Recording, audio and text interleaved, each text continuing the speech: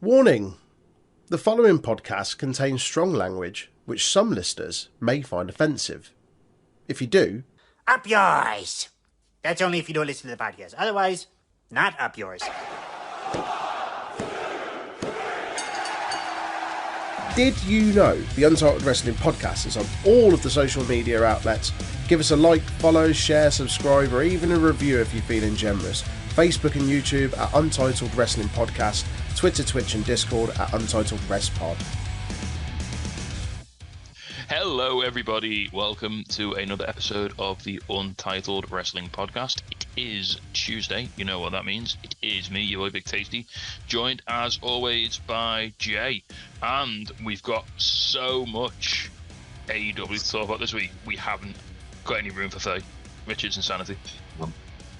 No, apparently that we do have a new signing on the way in, and they've requested that she leave. Yeah, you can't bring it up. Well, no, we're having a brand split to keep Faye and everyone else separate because they don't get on.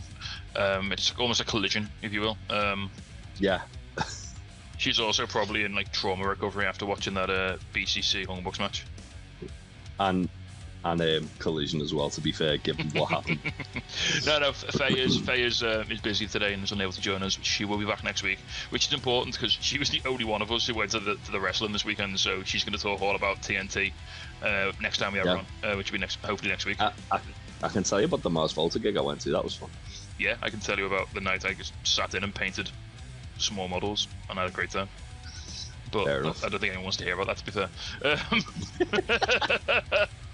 Speaking of things people do want to hear about, should we start with a bit of GCW? Because they had, it's a weekend that ended with a number, so they obviously had a show on, didn't they? So, well, this was the first one they've had since Tournament of Survival, so the first one in about 2 weeks. But the main talking point of it is that the main event was an absolute, like, oddity of a match. In that it was a Zack Sabre Jr. against Nick Gage, which is not a match you see every day. So, right, I said this to Sarah when we were watching it. If you'd have gone back like 2 years ago and said to me, Zack Sabre Jr. will wrestle Nick Gage before he wrestles Bryan Danielson. Well, the insane thing about this as well was I was thinking, Sabre's wrestling Nick Gage. There's no fucking way he's going to do like half the shit that he did end up doing. Like I thought, oh yeah, Gage will try and get a chair and all something, and Sabre will throw it out the ring, which he did do. Yeah, and they did that, didn't they? Like quite a bit. So yeah, and then Nick Gage tricked them by throwing a door in, and it took Zack Sabre Jr. longer to take it out. Ended up getting speared through that, and then Nick Gage brought in thumbtacks, and Zack Sabre Jr. didn't just bump in them once; he bumped in them about 4 fucking times. Yeah.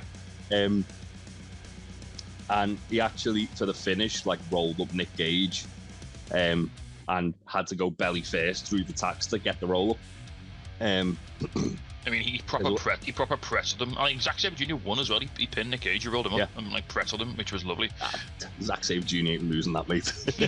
Was it for the title or was it just a regular match? No, it was a non-title, but I think just because he's very protected anyway. So was Gage, to be fair. Gage is, but Gage can eat a loss. Like, especially against someone like Zack Sabre Jr. coming in, like he can eat a loss. One thing I really liked about Nick Gage's entrance when he came out, because it was in the Ukrainian Cultural Center in LA where they did the collective earlier this year. Is, I think, GCW's best venue they run. Yeah, it always looks good in there. I know everyone says the Showboat and the Rainbow Room there, but I think this, because the atmosphere is always fucking hype. Yeah. Well, one of the fans, when Nick Gage came out, because nicked his bandana off his head. Yeah, I saw that. I love as well. There was that fan, who was like on like the corner, and when Mackie did their entrance, she hugged her, and then when Nick Gage did his entrance, he found her and hugged her. Yeah, this was a really fun show though. Like it wasn't. Yeah. Another match I really enjoyed was Effie versus Kenny King. Yeah, Kenny King's awesome, isn't he? He's such a underrated talent. Afterwards, the commentator said, I think it was Prazak, said that Effie overcame the horny. Yeah, I love there was a bit where Kenny King had him in like a camel clutch, and he just gave him a little kiss on the cheek, and Effie was like got like dead like hugged him up. Hey Jay, remember when we saw Kenny King pin Hangman Page? That's all we saw of that match as well. Yeah, literally we walked in as Hangman Page was getting royal flushed, and it was like, all right, okay, Yeah. there we go. In the dark match at a Ring of Honor show. That's words you never think you'd say in this year. Just quickly run through what else. Rina Yamashita defended the Ultraviolence Championship against Maki Ito in a match that I thought was fucking awesome. Yeah, that was really good fun. Rina working a bit more heel because she knew she wasn't getting cheered against Maki. And it didn't do anything super crazy, did she? Like Maki did the pizza cutter spot. Yeah. Rina won by hitting Splash Mountain on all of the chairs. There was a really fun triple threat match. Jack Cartwheel defeating Kevin Blackwood and Titus Alexander. Yeah, so this was a match that came about because Blake Christian got pulled because he had to be at Ring of Honor taping. Yeah. And looking at the fact that Zack Sabre Jr. was on this, I feel like AW probably wanted to use Zack Sabre Jr. Went, all right, well, you've took Zack off us, so can we have Blake, please? Yeah. Which he's got a letter from his mum. He's allowed to miss GCW. The thing is with that is it plays into Blake's heat as well. Yeah. The whole reason Blake's hated is because he left for NXT, came back, and then the first chance he could get to sign for AW, he did. So they all hate him because of it. That's it. Sarah was like, "Well, do you reckon they're going to take the belt off him because he's like no show?" And I'm like, "No, they're just going to lean into it, like because the fans hate him anyway." So yeah. You can then now say, "Oh yeah, well." He can just come back and cut a promo, and be like, "I wasn't here last time because I was at Ring of Honor because they're better than you." Yeah, just do what Cardona does. Yeah. But yeah, these three were really good chemistry. Three very exciting young wrestlers. I'm a huge fan of Kevin Blackwood. Last time I saw Kevin Blackwood was at Emo Fight when he was wrestling Jimmy Jacobs in a dress. Yeah, he wrestled. We had a really busy weekend actually. He wrestled this match on the Saturday, and then he wrestled Roderick Stronger on the Sunday. Nice. Yeah. So he had bangers for days. Speaking of Roderick Strong, end of heart. I came on the brewery today and I was doing some cleaning. I nearly threw a keg through the window. It was great. Did you nearly backbreak a keg? Yeah. Just start looking at your dad and thinking, I'm going to end the heart like Robbie. Yeah, we then got a nice little surprise: Santana Jackson versus Jimmy Lloyd. For anyone who doesn't know who Santana Jackson is, he's basically a wrestler who comes out dressed as Michael Jackson, and his whole gimmick is Michael Jackson. He moonwalks. He does all this shit. This supports your theory, Jay, that Jimmy Lloyd is just at every GCW show in case someone no shows, and they just put him out. Yeah, 100%. Jimmy Lloyd's just there just in case they need him. Yeah, I was really shocked that Santana Jackson beat Jimmy Lloyd. Well, I like the spot as well because he went under the ring, didn't he? And then he came back out in the Thriller gear, as a werewolf. I love the Thriller started playing and Jimmy Lloyd sold it like he knew what was coming as well. Yeah, Santana Jackson came out dressed as a werewolf. He did the people's elbow, but he kind of did the Thriller dance over Jimmy Lloyd. Yeah, and then did a moonwalk to set it up. He finishes the moonwalk DDT naturally, it looks awesome as well. That's the best part. He's got a solid moonwalk. Which if you're doing a Michael Jackson gimmick, you need a good moonwalk, don't you? Oh, he's you can tell he's he's a wrestling fan who's also a Michael Jackson impersonator. And it's yeah, well, why not do both? And in this day and age when it's it's so hard to find something that's different from anything else. That's something that does stand out, isn't it? Yeah, and even if you're a casual fan, you'd be like, oh yeah, that Michael Jackson guy, he was fun. You remember him? Yeah, he's always showing up on Twitter, isn't he? He's like Luigi Primo. Except not a piece of garbage. Don't worry about it. Yeah, but they'll do a spot and then it'll be like, oh look, there's the pizza guy. Oh look, there's the Michael Jackson guy. Yeah, it's good to see him though. As I say, Jimmy Lloyd gave him every pile driver known under the sun. Yeah. And Santana kept kicking out. And then hit Springboard Canadian Destroyer, followed by a Moonwalk DDT to pick up the win. I still can't believe the first time I ever saw Jimmy Lloyd, Session Moth Martina hit him with a can of My Beer. Yeah. Same. Which was, that was a hell of an experience. And now he's on every GCW show ever, which is, yeah. Yeah. Well, funnily, I was talking to after about it. He was the reason why GCW came to Liverpool. Jimmy Lloyd? He did, because of that show. Because of DOA 2020?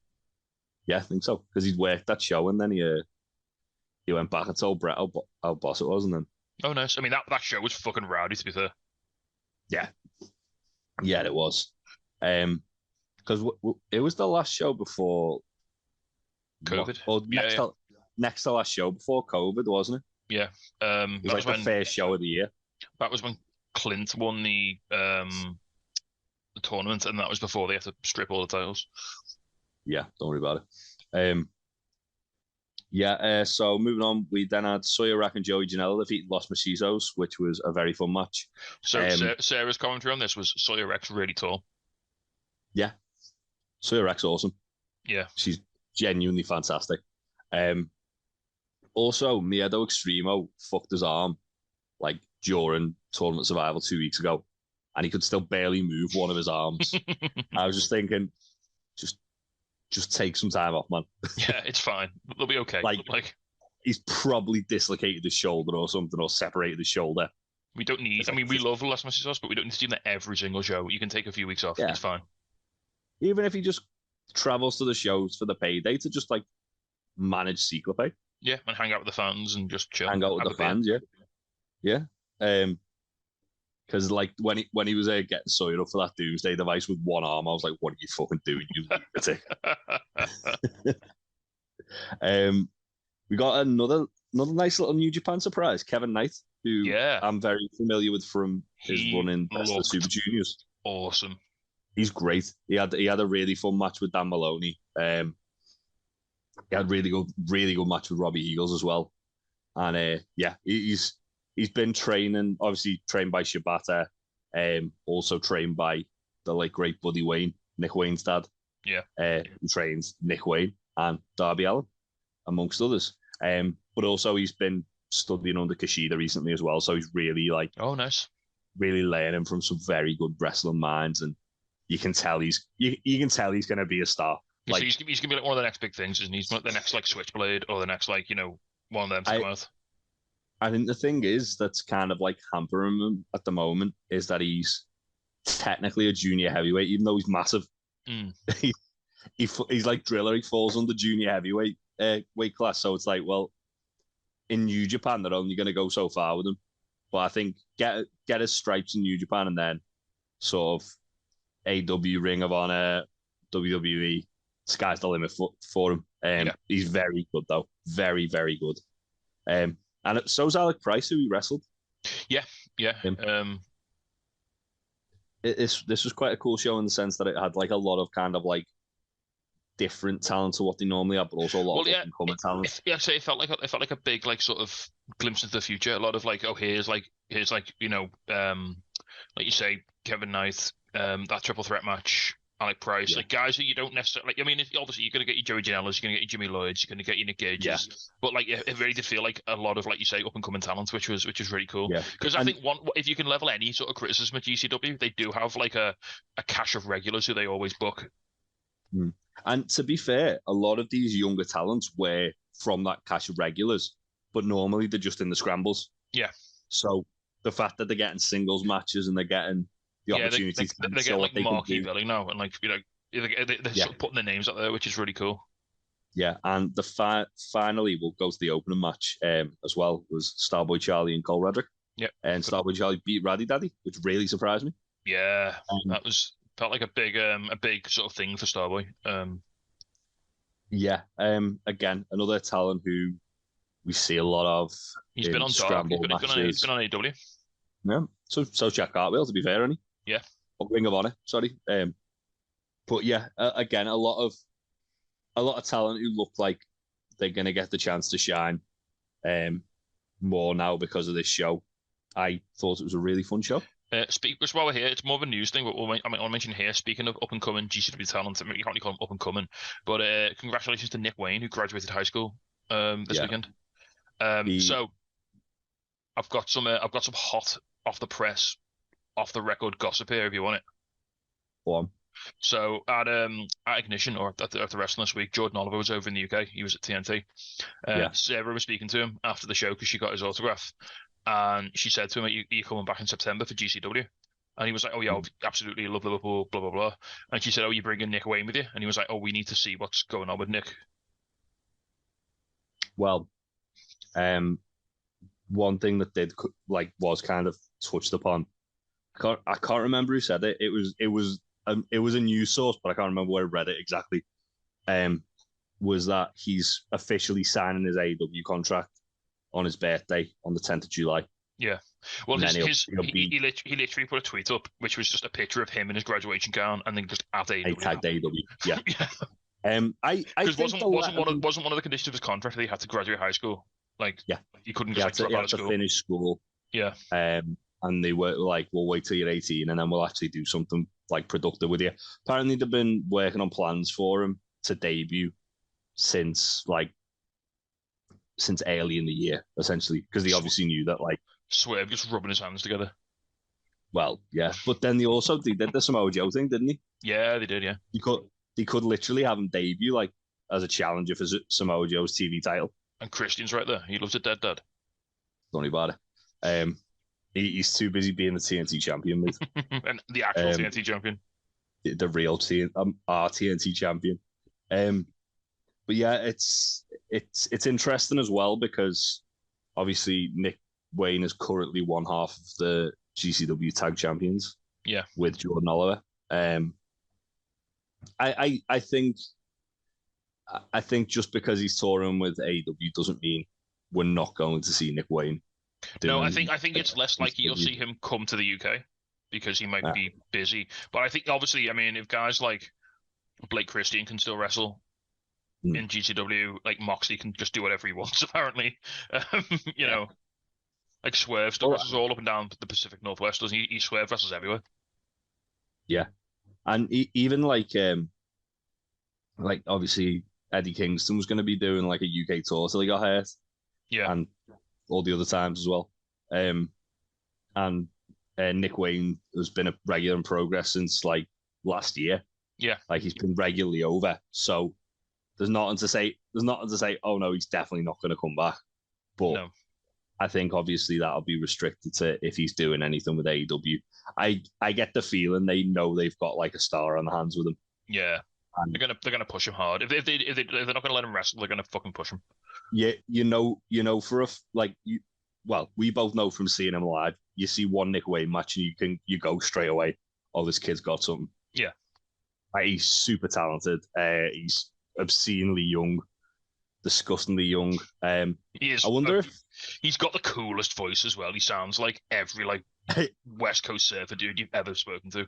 He's got like such a fucking deep voice for like an 18-year-old. He sounds like Keanu Reeves in Point Break. He fucking does, man. He's a nice kid as well. I remember when we were chatting with him and Jordan Oliver outside the show after the GCW, one of the nights at GCW, and they were both just super cool. Just super nice guys. I think it's a toss-up for like those two guys, Raddy and Emil, as like the nicest people we spoke to in GCW. Yeah. Are we keeping kayfabe with Devin? Yeah, Devin's an atrocious piece of garbage. He's an atrocious human being who tried to do a sick on Troy. Tried to spit in Troy's mouth. I had a rumor that he dialed ahead of Patterson's and told him to undercook Troy's chicken. Give him salmonella. Give him salmonella. In all fairness, Tony Deppen was absolutely lovely, and we wish him a speedy recovery from his absolutely. injury. Absolutely. If you listen to this in the US for some reason, go and buy one of his t-shirts because they're fucking sick and support him. Yeah, I keep meaning to buy a Tony Deppen shirt. We've seen like the baseball jersey they did. It's absolutely sick. It's so good. Yeah, he's cool. We like Tony. Podcast favorite. What we're gonna go? Oh yeah. Speaking of anyway, the other thing with Jordan Oliver is that MJF's a massive fan. So there is every possibility that Nick Wayne goes, "Can you sign me tag partner, please?" He's very good. I honestly think there's a high chance that Jordan Oliver, maybe not necessarily AEW, but he'll end up somewhere in the next because he's so good. Oh, he's fucking obscenely good. Like, I can't believe TNT put him and Leon Slater on a kid show on a Saturday afternoon. I can't because Apter's a fucking lunatic. In the best way. Like Apter's a fucking lunatic. Just them busting out fucking like, standing fucking 450s in front of like 7-year-olds. That's like a proper dream match as well for me. Gutted I missed that. It was an all-seated show. If Slater did his like over the turnbuckle dive, he'd have killed about 6 kids. Oh, imagine if they run that back on an adult show. Yeah. Also, why when they've got Nico Angelo and Jordan Oliver in the same fucking building have they not run that match? Oh, that'd be naughty, that. Just throwing that one out there. But yeah, should we get to some AEW because there's well, didn't you want to talk about some? Should we just do some contractually mandated WWE stuff first and get that out of the way? Oh yeah, we can talk about that. There was obviously a big angle that happened on SmackDown this week. Being that for the 3rd week running, the Usos turned on Roman. But to be fair, it's like big show levels of turns now, isn't it? This is like I'm selling this very short. So essentially, Jimmy Uso turned on Roman at the Saudi show about 3 weeks ago, and then last week the week before, Roman like basically pressured Jay to stay in with him and got him like a US title shot, and Jimmy cost Jay the US title. Right. And then Roman basically said that Jay had to make a decision. Jimmy come out and Jay was like, I get it, you're not with the Bloodline anymore, but I'm not either. And then super kicked Roman, and like Solo looked shook. He super kicked Solo. Roman then got back up and ate a double super kick off the Usos. And then it got announced that the main event of Money in the Bank is going to be called the Bloodline Civil War. The post is very good. And it's Roman and Solo versus Jimmy and Jay. It's one of those things outside of all the other kind of like, is Vince in charge, isn't Vince in charge stuff that's going on with the rest of like the WWE cards. This is kind of like the one consistently run storyline, isn't it, that they're doing? I would wager that a lot of that's probably to do with Paul Heyman's involvement. Absolutely. It's like he's like, Vince, don't you fucking touch this shit. You can have all your fucking you can have your big man fantasy over there. Yeah. Look at him, he's right there. Look at him, he's right there. Book him. Just pushing out just pushing Omos out on like a little trolley going, look, Vince. Look at that. Look at the size of this guy. You want to write him a storyline? Put him next to Chad Gable so he looks even bigger. Vince is just like, whoa. Look, Vince, here's Von Wagner. Oh God. Oh, no, thank you. Von Wagner's awesome. Leave him alone. Wait to ruin another Come Tuesday. I love Come Tuesday. But yeah, it's one of those things. I think a lot of people think this has got a bit long in the tooth, but when it does get compelling, it gets really compelling. See, I don't think it has gone on too long. I think long-term storytelling, when it's done properly, like this mostly has been, is really quite. Because look, we're still getting now in AEW payoffs to storylines that predate the company. Yeah, that's true. As long as you're not just circling it around the entire time, like, and we could say, all right, there's been like it's become a bit of a meme now, like, the Usos turned on Roman again, but at least the storyline's sort of evolving and sort of changing all the time. Yeah, I think this is kind of where they feasibly could do some kind of like interesting sort of track with this. They could do like Roman. Basically, they could do like a 4-way of the Bloodline in the main event of SummerSlam, for example. Obviously, it depends where they go with it. It's one of those things. I think at this point it doesn't need the belt. Like that's sort of why I said it felt a bit long in the tooth. Because well, yeah, I mean, so it's sort of been a bit, you say it's sort of been a bit truncated on the fact that this storyline's also held the world title hostage for like 2 years. Yeah, and that's not against Roman. That's not against anyone involved because they're all excellent. Do you see either of the Usos as someone who could win the belt off Roman? I see Solo as someone who could. I think the end game is maybe not to get Solo to the throne, Roman, but definitely Solo to kind of take Roman's place at the head of the table, so to speak. maybe not take the world title off him, but certainly lead the bloodline going forward once Roman fucks off to Hollywood. I was going to say, if Roman steps away to do films or something, then yeah, that's right there, isn't it? So, and Solo feels like an actual like star in the making as well. Like he's got such presence just by like standing there and like pulling a face at people. Like he just, you can tell he's like got like some kind of intangible. It's like, all right, when he's and this whole angle's been a really good like incubator for him, hasn't it, over the last like year or so? To just sort of like get, he's just always, I know he's not had that I don't think he's had that many matches. I don't think he's like done that much, but he's had that constant association with the main event, with like big storylines, with big moments. And when he has wrestled on the main roster, it's been against big names. It's never been against like, and he only got his first like loss on the main roster, like pinfall loss, to go home to Mania. What, against Cody? Against Cody, yeah. And that was like 12 Crossroads, so that doesn't really count.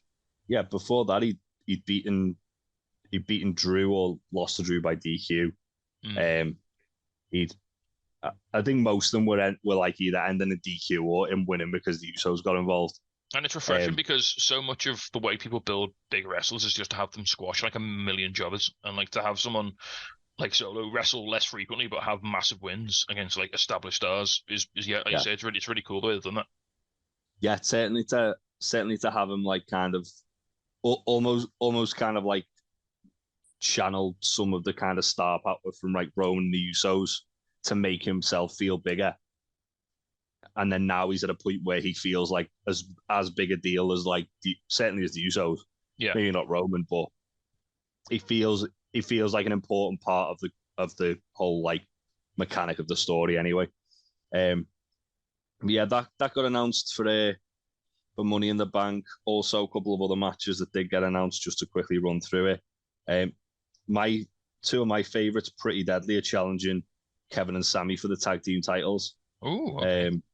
I'm really, really, really hope they pull the trigger on Pretty Deadly. Cody Rhodes versus Dominic Mysterio. I think that will be interesting. Seth Rollins defending the world title against Finn Balor. Another really well done angle this week where they did like a promo between Seth and Finn. Obviously because of when Seth injured Finn in the match at SummerSlam about 7 years ago. Well, yeah, Seth this has come all the way back to the Universal title match, hasn't it? No. Yeah. Which is cool. And basically the promo was Seth saying, from that I grew and I became a better performer. And from that you became bitter and weren't the same as what you were when you were that big deal who won the belt off me. Mm-hmm. Really good promo from both guys. That'll be a fucking awesome match. And then women's Money in the Bank match, Zelina Vega, Zoe Stark, Becky Lynch, Io Sky, and Bayley are in that currently. I don't know if anyone else is getting added to that, although Trish Stratus has been teasing that she's going to be in it. Oh, nice. And the men's one, which I think sounds like it's going to be very fun. Ricochet, Shinsuke Nakamura, LA Knight, Santos Escobar, Butch, and Damian Priest. If there was ever a time for Pete Dunne to come back, this is it, I think. think of the pop that I'd get in London. Yeah. Like, they'd get like a mega pop. But, I mean, Money in the Bank's always one of my favourite WWE pay-per-views when it comes around. Kind of gutted I'm not going to the show in London, but also I couldn't afford the tickets, especially with All In like a couple of months later. But I'm certainly going to be watching it. And yeah, should be fun. It'll be like an easy, accessible time for us in the UK as well, won't it, this time? So. I was going to say, I've just realised the same time as when you're doing that Futurama quiz. Yeah, Sarah's going to have it on a tablet in the tap room if anyone wants to watch it, she said. So basically, what I was about to say is right then, we can watch it and have a few beers. Yeah, well, you can. I'll be working, mate, so you know. Yeah, that's true. Well, you're not that asked about it anyway, are you? No, not really. Although, yeah, should be fun. Shall we now get into some? Do you want me to run through Ring of Honor, or do you want to go straight to AW? Yeah, you can run through it real quick if you want. Yeah, because there was a few good matches. Samoa Joe retained the TV title against Matt Sydal. That was fun. Nick Comoroto defeated Deimos with Teal Piper. Apparently, they're part of a faction. Riccaboni was nice. making a big deal about them. Iron Savages with Jack Jameson, aka Koki Kane, the tag team. Can I just come in quickly and say I fucking love Iron Savages. Oh, they're They're- basically Their bits on BTA are just the best things ever. Remember when the Good Brothers were doing like the cum jokes?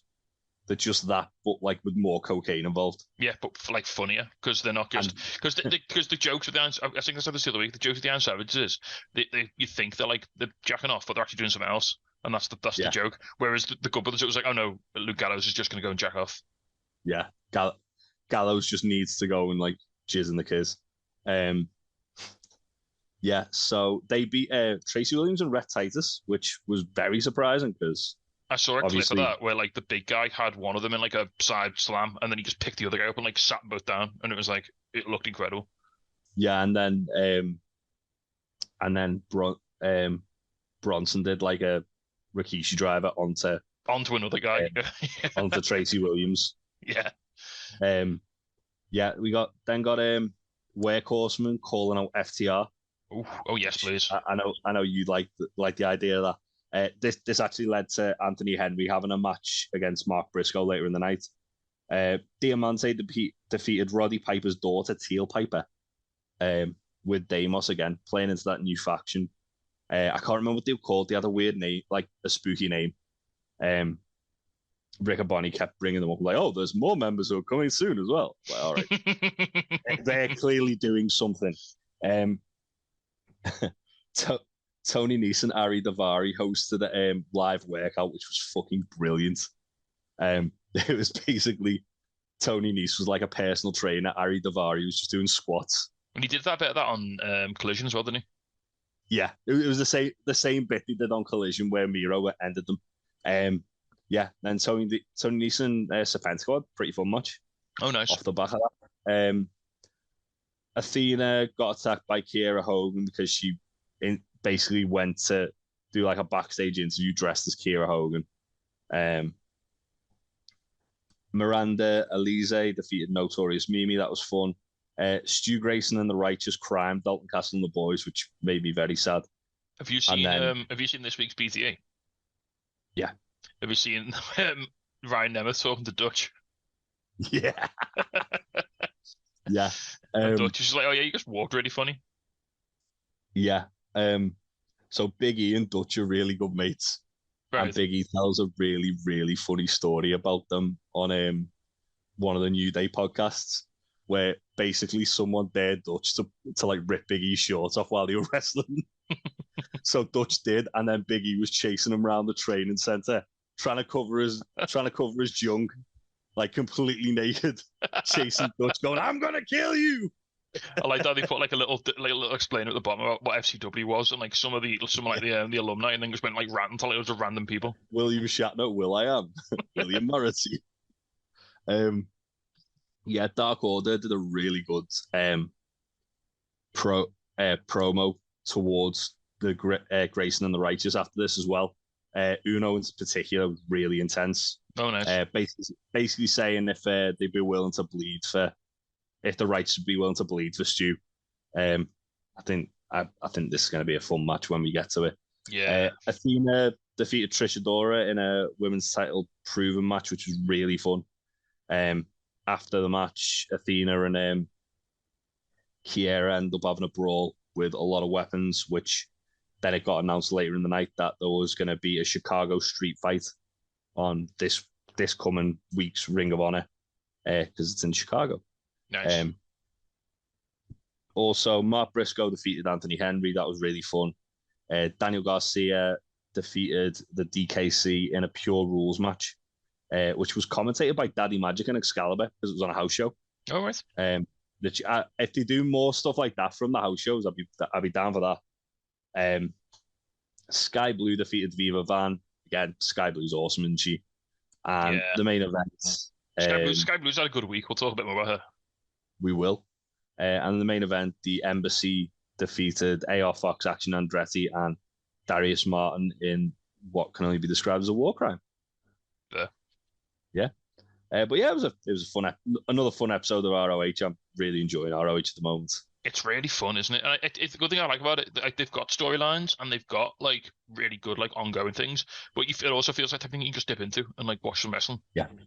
You don't need to Yeah. understand like everything. It's not you don't need to know all the backstory and like you don't need to watch BT for 5 years. It's like you can just turn it on and go, oh look, there's someone doing a like Canadian destroyer on the apron. Yeah, that's cool. Yeah. It's just like fun wrestling. It reminds me of kind of like old ECW or like GCW nowadays a bit, where it's just like really good wrestlers having really good matches. Yeah, and there's a bit of storyline there if you want it. You can sort of Yeah. follow that along, which is kind of cool. Yeah. But I mean, on that, like, there's only really like 3 or 4 actual storyline matches. Everything else was just like building people up, which was fine. Right then, should we move on to the younger brother of Ring of Honor? That is AEW. Go on then. We've got three shows to talk about now because AEW is now like 5 hours of television a week. How long do you think till we start binning off Rampage? I think it's going to be a case of let's just because not this week, not today, Satan. Because not this week, definitely not this week. But the point I was making there was, I don't think they're going to be putting shows of the caliber of that on Rampage. I think all the time. It's bangers only now when it comes to Hot Rampage, isn't it? Yeah, don't get me wrong, I'd love them to put on like 5-star quality shows. I don't need every match to be a select. I just need just have a main event, a killer main event every Rampage, and that's all I need. Yeah. That's what they used to do, wasn't it? They'd have like a really good opener, then they'd have an awesome main event, and then they'd have like 1 or 2 matches dotted in between, but they'd always be good. Just give me 3 dark elevation matches, and then like a fucking fire main event. That's all I want. Yeah, I'll be down for that. And a promo, like give me the Acclaim doing a rap video or something every now and then, something like that. Yeah. Or Mox threatening to like make someone bleed. Yeah. We'll start before we get there. We're going to start with Dynamite. We'll run it chronologically, as is the fashion. As was the style at the time. MGF v Adam Cole. I think this was good. Well, I think we called this last week, didn't we? When we said like Cole's obviously going to lose through fuckery or something. Not lose, but something's going to happen, and he's not going to get the shot. When they came out first, I was like, all right, time limit draw then. Yeah. And the longer the match went on, I was like, yeah, this is definitely going to be a time limit draw, like 100%. This match, absolutely fucked. If you've been watching Adam Cole for the last like 6 months, since he's been in AEW, and be like, where's the NXT Adam Cole? Here's the motherfucking NXT Adam Cole.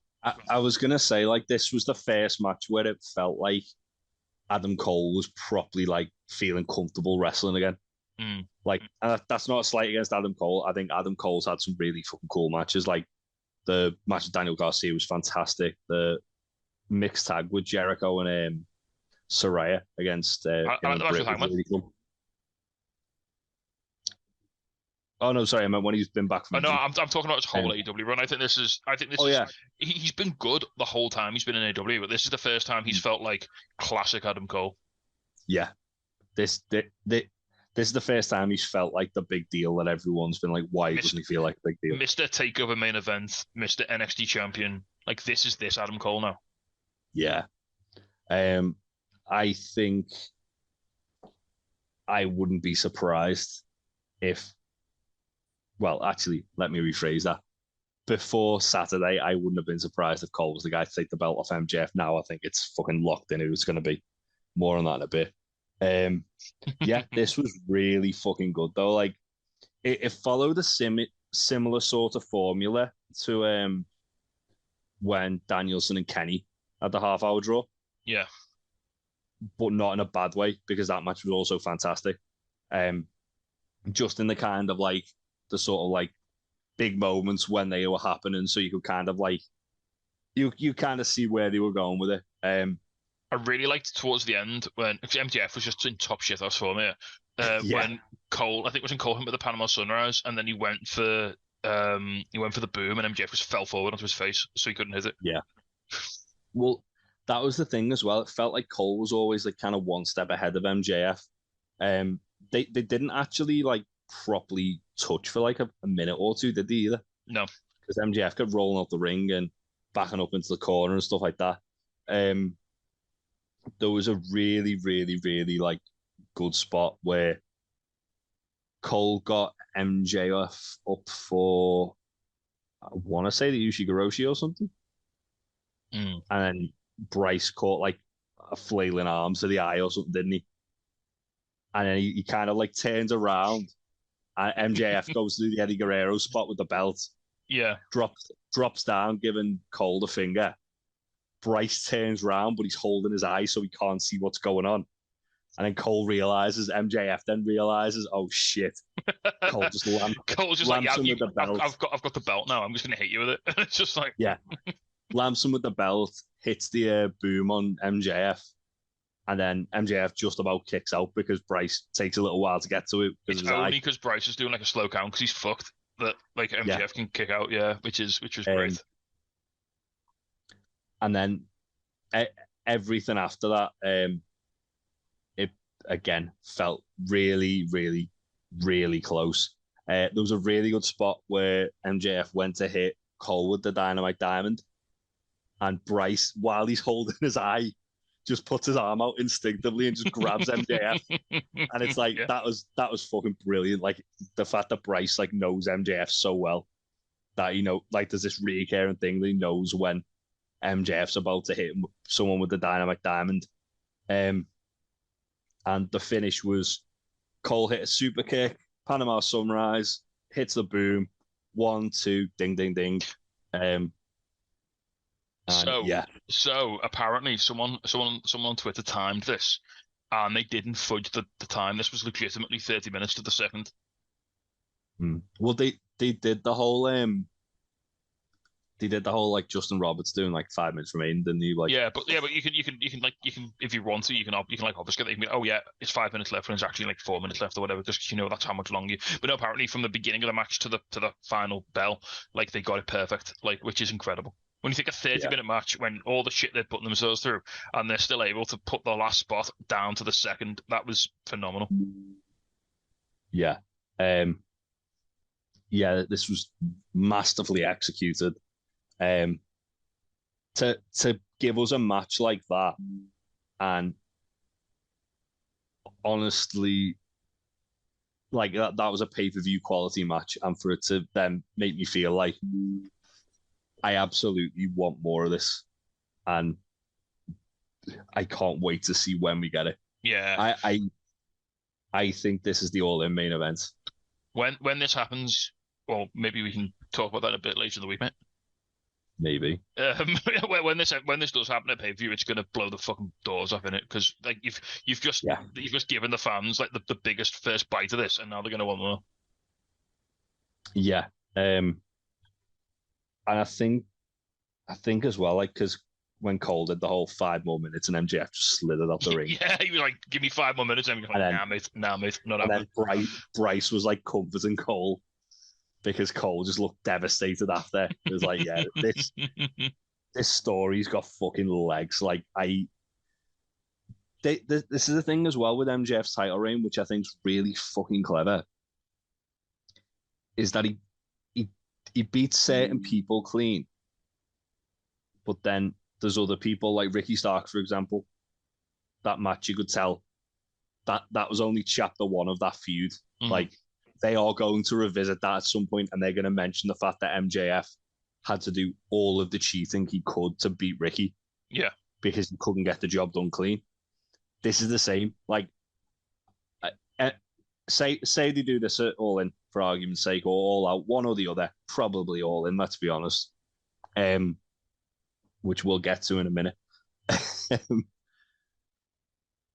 They can then, like, there's so many different scenarios coming out of it. Either Cole can win, and then it's like, well, now Punk's going after Cole because he says he's still the real world champion. That can turn Punk heel. That can lead into potentially Punk versus the Elite because Cole's the Elite guy.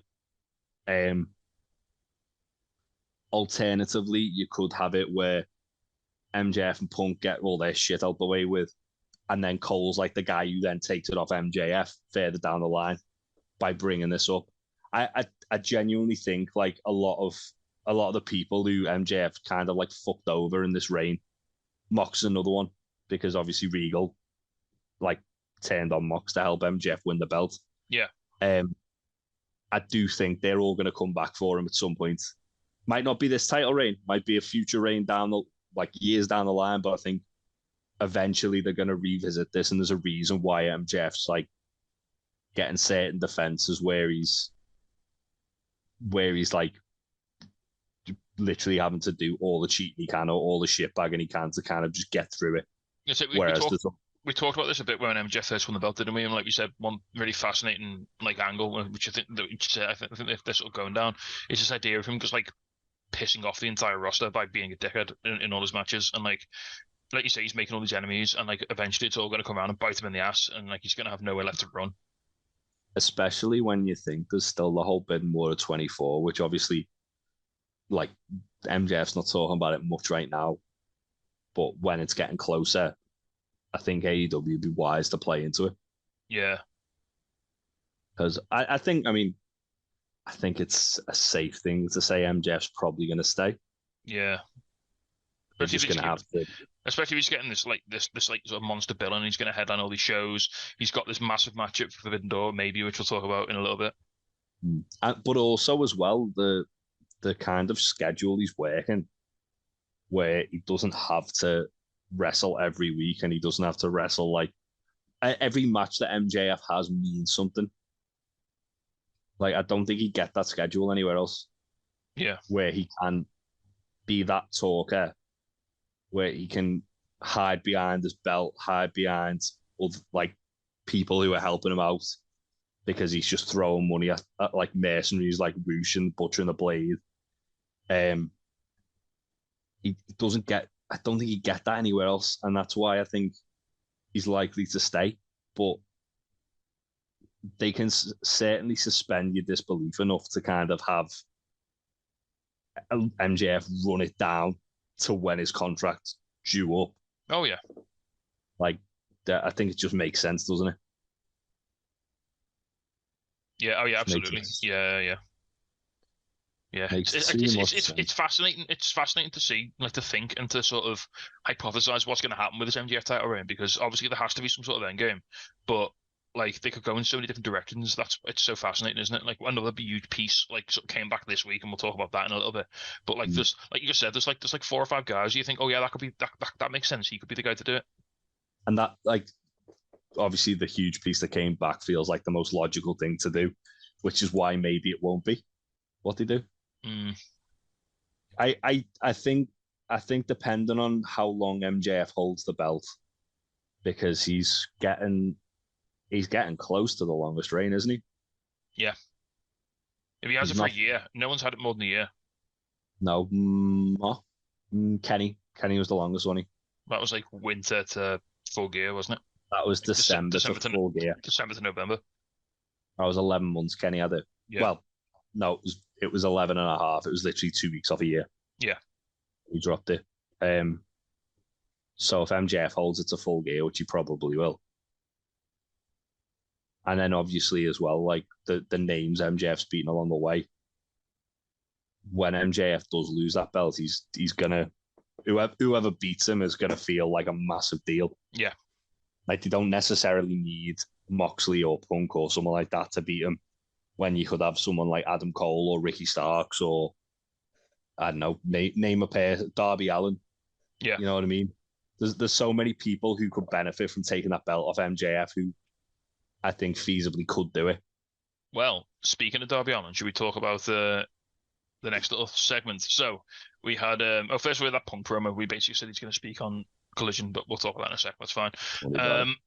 Next up, Sammy came out and he was talking about his impending fatherhood, and I mean, I think this face turn is working. Yeah.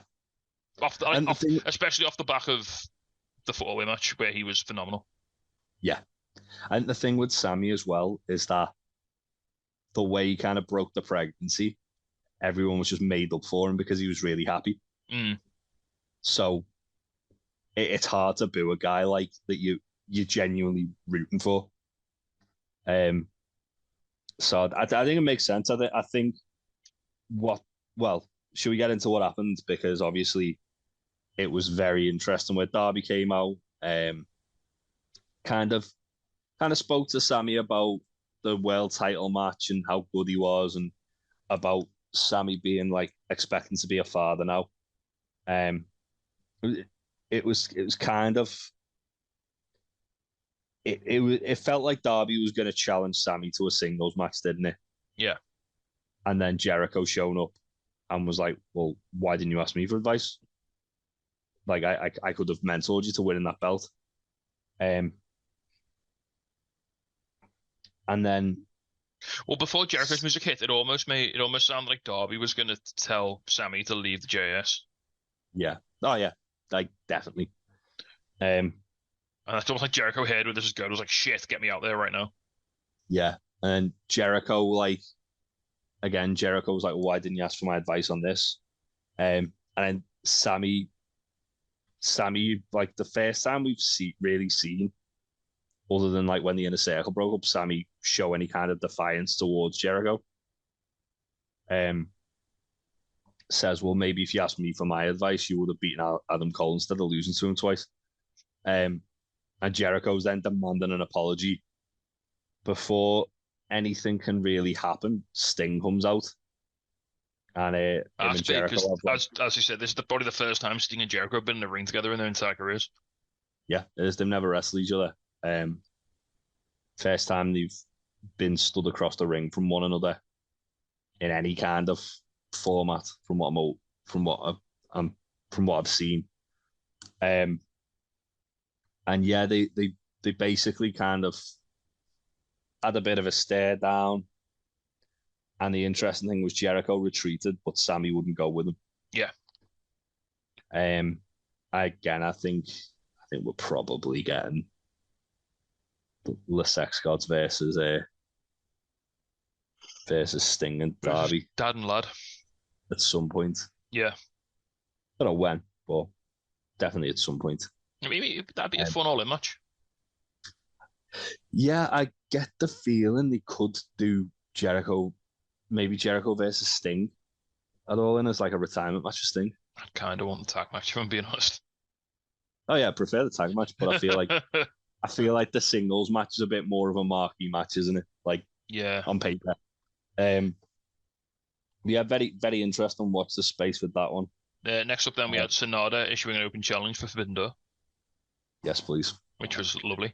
Then we had a really fun 8-man match: Darby, Sting, Orange Cassidy, and Keith Lee versus the Mogul Embassy. That is Swerve, and the Embassy, basically. Yeah, this was very fun. Every time Orange is in the ring with Swerve, it's fucking exciting, isn't it? Yes, absolutely. I really like the finish as well, which was Sting trying to hit a Scorpion Death Drop on Cage, and then Cassidy hitting an Orange Punch on him to like sort of give him the momentum to drop him. Yeah. Which was and it protected Cage, though. You had to take 2 finishes at once to pin him, basically. Yeah. Also, Cage was dressed like 90s Sting. Yeah, like Surfer Sting. Cage was dressed like Surfer Sting, but evil. Yeah, it was pretty cool. See that picture that Cage put up on his Instagram as well? Yeah, no. Of him and Sting staring down in like the gear. Oh, nice. Pretty cool. Yeah. So after this match, the Guns challenged the Hardys to a match. They want to prove they're the best brother team in AEW. I'm alright with that. I'm good with that. I think this is gonna have the potential to be a really good match. The Guns are so fucking good. Like, I think they're so charismatic, aren't they? They've got so much personality. Yeah, we said this for a while now. Like, we need to start talking about the Guns seriously as being like a fucking awesome team.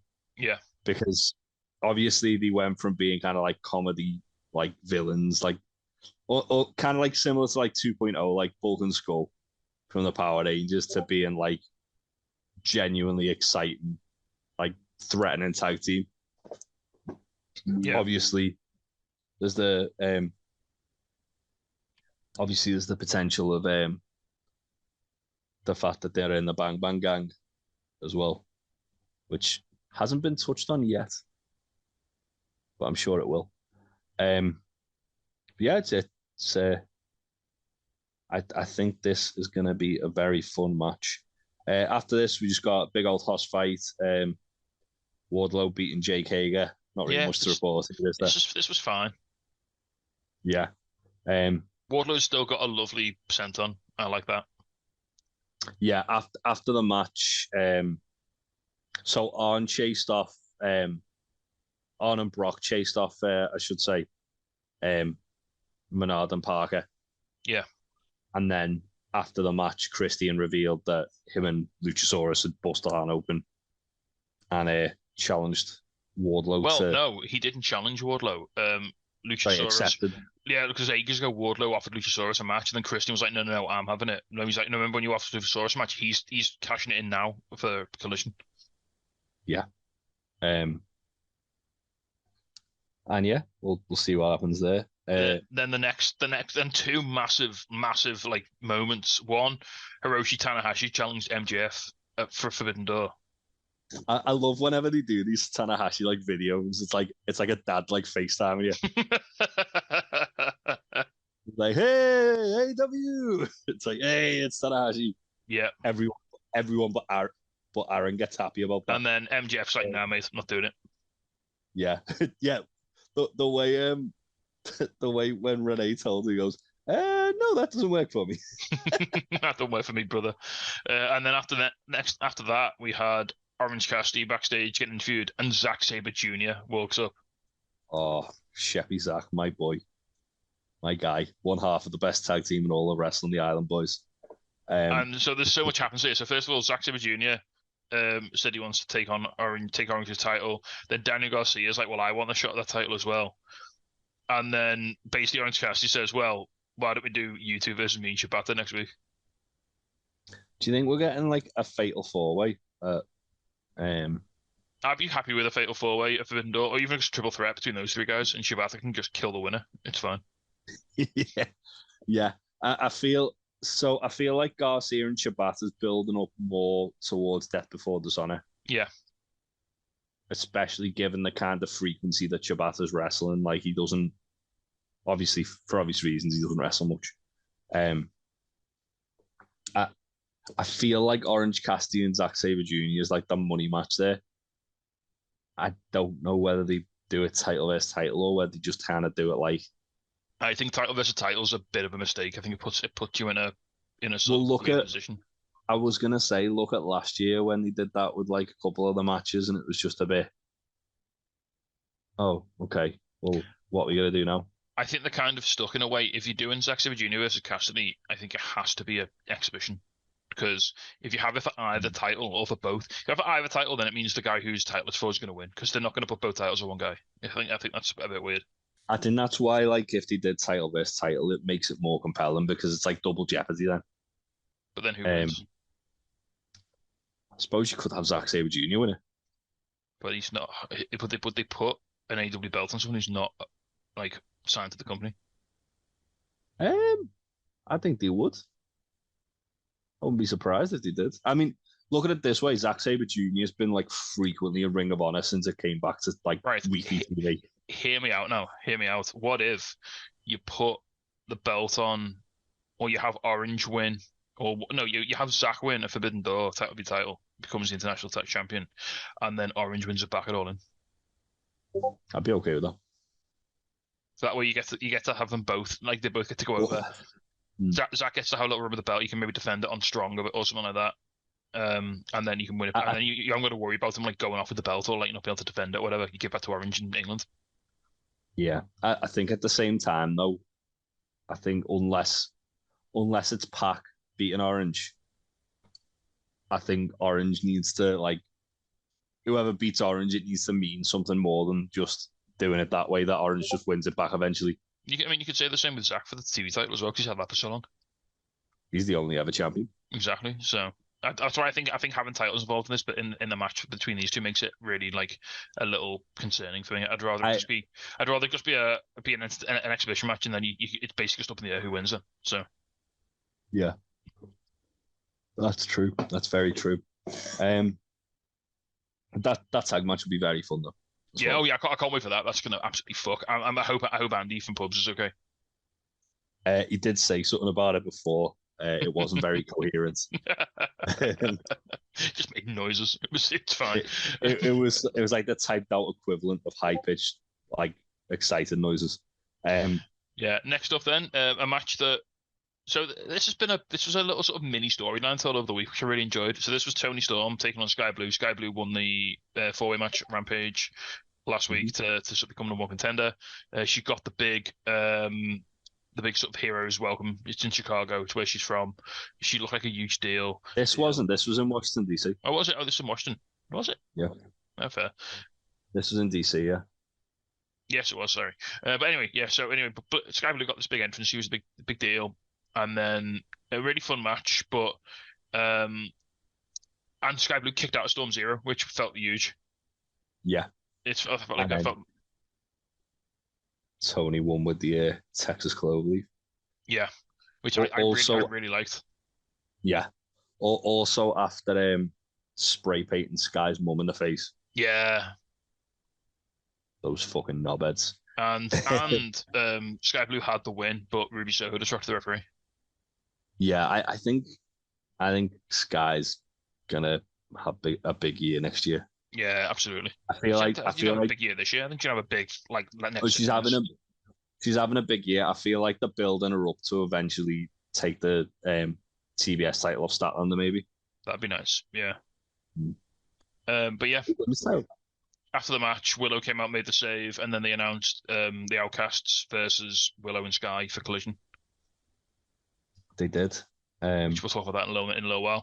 Next up, Jungle Boy answered Sonada's open challenge. It's for the IWGP Championship. I love, and I think they're building Jungle Boy's run to perfection here now. He's getting so desperate to win a belt. Yeah. And he's 10 heel. I think he's going to turn heel on Hook and beat him for the FTW title. Okay. Because he asked Hook to be in his corner, didn't he? Yeah. I think things that are happening are sort of planting the seeds for him to turn heel. Yeah. So I was talking to Tom Clark about this the other day, and we were like, heel Jungle Boy would be good, but he's also like such a natural baby face. Like, would you? But I think as a heel, he'd find it so much easier to talk because it's easier to just go out there and be a prick and get booed. Yeah, that's true. Be interesting to see though, wouldn't it? I think they could do the other thing and have Hook turn on him. But I think they planted the seeds here when MJF was like telling Jungle Boy to like be a prick before their match. He was like, "You've got to do what needs to be done."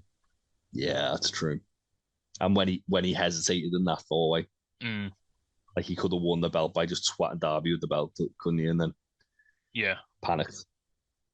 Right. So then we got to the main event. Bryan Danielson comes out.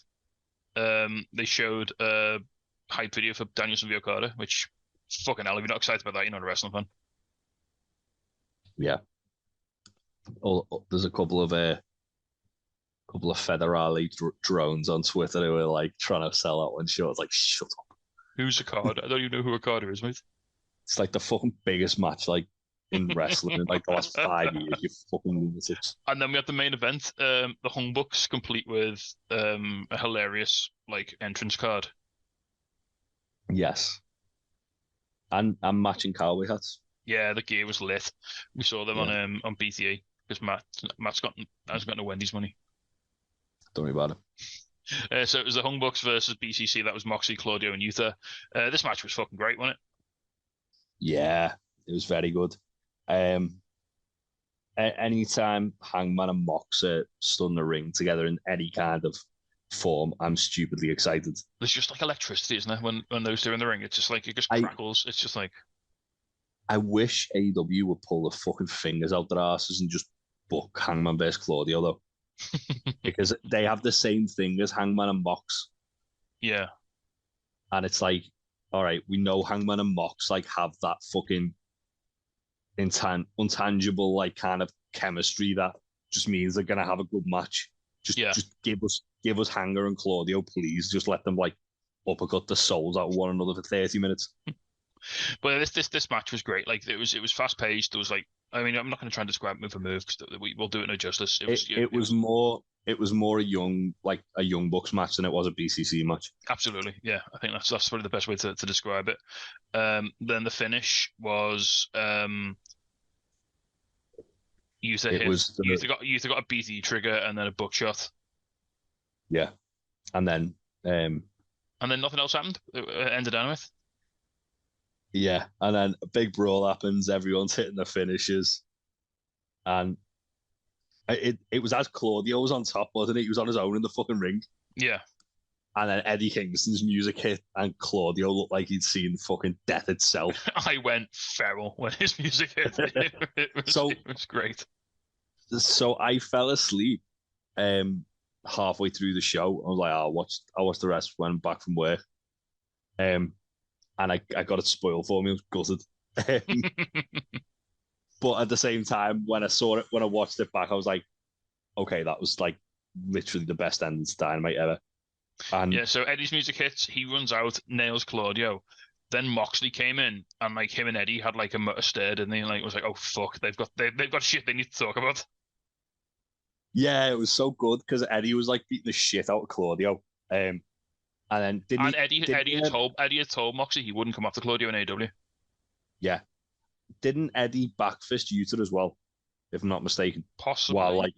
While Mox was like talking to Eddie. But then as Eddie was talking to Mox, Matt Jackson kicked Mox.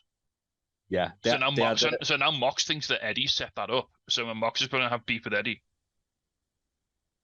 Yeah, and then Eddie tried to help Mox, and then it led to Eddie basically getting taken out, didn't it? Well, that's when Takeshita came out. Yeah, then Takeshita come out, and then Kenny came out, and then as like Kenny's like about to dive on everybody after everyone's hit like the finishes, Will Ospreay from nowhere hits Omega with a super kick, Stormbreaker, and a hidden blade. Well, it was a Stormbreaker, then it was a hidden blade, then a Stormbreaker, then another hidden blade. Yeah. And it was, I mean, the recap I'm reading here said it was probably the most tightly packed 3 minutes in wrestling history, and I think I agree with that. Yeah, so it's funnily timed this because Cultaholic put a video out about the best ending to an episode of SmackDown ever this week. Yeah. It was very similar to this, where it was the go home SmackDown for the 2001 Survivor Series. So obviously, like the last match of like the WCW. Where you just have all the teams coming out and it ends in like a big brawl, and like one person comes out, one person comes out. Like everything, you can't do that all the time because it gets really tiresome. But every now and then you can just have that, like someone comes out, then someone else comes out, then someone else comes out. Yeah. Well, it was like that, but it was like basically like another person come out and hit the finisher, and another person come out and hit the finisher. Yeah. And then it ended with like a stare down basically at the end. And this was very, very similar. Very, very well executed as well. As I say, I think it was the best ending to an episode of Dynamite you've ever done. You're saying it's better than the one with the fake Dark Order punches? Yeah. Oh, actually, no. I'm not saying it's better than when Brody like killed Cody and his family. Oh yeah, that was also excellent. That'll always be my favorite ending to an episode of it. The only black mark against that is it was during lockdown, so we didn't have a crowd. Yeah. Imagine that with like 5,000 people in attendance. That would have fucking popped off. I don't know. I reckon we were getting close to the Codyverse at that point. there might have been cheers for the Dark Order murdering Brandy. Yeah. I think until Brandy got like choked out by Anna Jay, that they probably would have been getting booed. And then little Brandy choking out Anna Jay, and all of a sudden everyone's cheering the Dark Order. Spooky perverts. Right. Well, we're going to quickly run down Rampage, like literally a couple of minutes a match because we're going along here. We've still got to talk about. I think we can do less than that. Opening match was another banging 6-man. It was great. It was another time. Every time I see Rocky Romero wrestle, I'm like, oh shit, yeah, Rocky Romero's dead good. Yeah. Chaos versus United Empire. So Ospreay, Fletcher, and Cobb versus Trent, Chuck, and Rocky. Really fun match. It was a really cool spot where Chuck Taylor did like the Andre the Giant body slam onto Jeff Cobb. He didn't shout shit afterwards. Just felt like a missed opportunity. If he was going to say shit, it would have been right then. The finish was really fucking smooth, where Ospreay missed the hidden blade on Rocky, bit of back and forth. Rocky went for a sliced bread on Ospreay. Kyle Fletcher come in and caught Rocky and tombstoned him, and then held him in place as like Ospreay. A spinning tombstone, wasn't it? It was fucking vile. Yeah, it was so fucking smooth the way they did it. Yeah. This was just really, really fun. I really enjoyed this match. Yeah. And yeah, go watch it. Taya Valkyrie versus Trish Adora was fine. It was a squash match. Taya won. Yeah. Trish looked fine. Taya hit the Super Dragon KM stop. Yeah. And teased the heel turn basically, didn't she? Yeah. Hardy Party did like a little backstage thing with Ethan Page accepting the Guns challenge. Ethan Page just looked upset by everything in this. It was so fucking I liked what the Hardys said. So Matt said they beat their daddy's ass years ago, and now they're going to beat theirs. And then Jeff said they're going to do what their dad's tried to do for 20 years and make them famous. I like whenever like they said that Ethan though, like every now and again Ethan would just look really sad at one of them. I can't wait to see where this goes with Ethan Page. I have a feeling it's going to be Men of the Year versus the Hardys, and I really want that. Yeah, Scorpio's coming back because he's been on promos, hasn't he? Yeah, but we'll get to that in a minute. Yeah, next up we had the Mark Briscoe, Papa Briscoe, Aubrey Edwards, Jeff Jarrett, Jay Lethal, Karen. This was silly bollocks, and I loved it. It was fine. It was. I had the fear of this with it being an in-ring match, but it was absolutely fine. Aubrey got to nail Lethal with a guitar. And then Karen tried to put her in the stroke, and then she reversed it to the figure four and won. Yeah, it was fine. Yeah, it was fine. Sanjay was also there, being like saving this entire like storyline. Papa Briscoe hit like a fucking Stan Hansen style lariat on Jay Lethal at one point as well.